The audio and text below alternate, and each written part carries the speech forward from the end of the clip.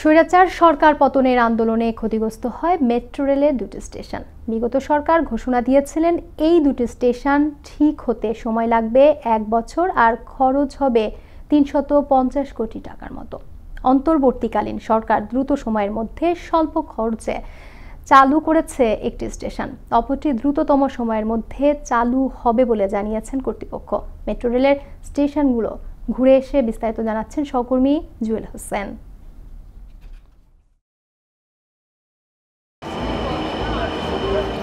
মানুষের চলাচলের গতিকে সহজ করতে যুগান্তকারী আবিষ্কার মেট্রো রেল। তবে গত জুলাই স্বৈরাচার সরকার পতনের আন্দোলনে ক্ষতিগ্রস্ত হয় এই যোগাযোগ ব্যবস্থা, যেখানে মিরপুর 10, কাজীপাড়া দুটি স্টেশন অচল হয়ে পড়ায় ভোগান্তিতে পড়ে সাধারণ মানুষ। 10 নম্বরের উপর যে প্রেশারটা পড়ে, ওই প্রেশারটা আনুমানিক যে আপনার 11তে যারা যাচ্ছে ওদের উপর প্রেশারটা পড়তেছে, ভিড়টা বাড়তেছে। আমাদের হয় নামা লাগে সেই মিরপুর 11তে অথবা কাজীপাড়া, ওখান থেকে রিক্সা ভাড়া হলো 50 টাকা। আমরা তো স্টুডেন্ট, আমরা তো একদম যাচ্ছে যে অবস্থা। কাজীপাড়া নাহলে পিছনে 11 নম্বর স্টেশন পর্যন্ত যাওয়া লাগতেছে। এটা তো সময় নষ্ট হচ্ছে।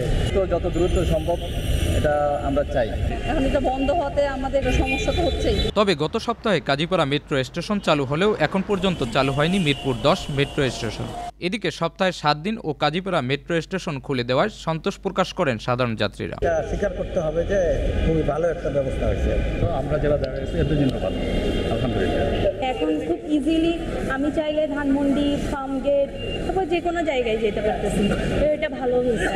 অপরদিকে কর্তৃপক্ষ বলেছেন খুব তাড়াতাড়ি খুলে দেওয়া হবে মিরপুর 10 মেট্রো স্টেশন। তার জন্য চলমান রয়েছে মেরামতের কাজ বলে জানিয়েছেন এই কর্মকর্তা। আমরা দ্রুত চালানোর জন্য এটা উপযোগী করার চেষ্টা চলছে। জুলাই অভ্যুত্থানে ক্ষতিগ্রস্ত মেট্রো রেল নিয়ে নানা শঙ্কা থাকলেও অন্তর্বর্তীকালীন সরকারের 1 মাসের মাথায় চালু হয় মেট্রো রেল।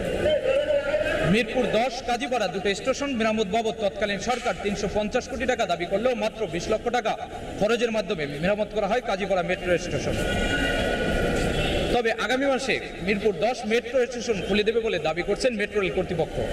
জুয়েল হোসেন, আনন্দ টিভি, মিরপুর, ঢাকা।